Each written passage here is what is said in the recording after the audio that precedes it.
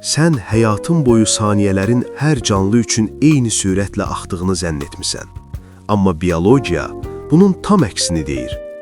Heyvanlar aləmində zamanın axışı bədən ölçüsünə və maddələr mübadiləsinin sürətinə görə dəyişir.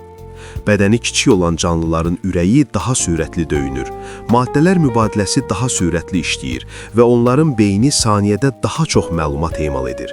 Bu isə o deməkdir ki, onlar zamanı səndən daha uzun yaşayırlar. Məsələn, ağcaqanadlar sənin hərəkətlərini slow motion, yəni yavaşladılmış kadrlarla görür. Sənin ən sürətli zərbən belə onlar üçün yavaş bir hərəkətdir. Eyni məntiq ev heyvanlarımıza da aiddir. Sənin işdə keçirdiyin standart 8 saatlıq bir gün, bioloji saatı fərqli işləyən bir pişik və ya it üçün təxminən 1-2 gün kimi hiss olunur.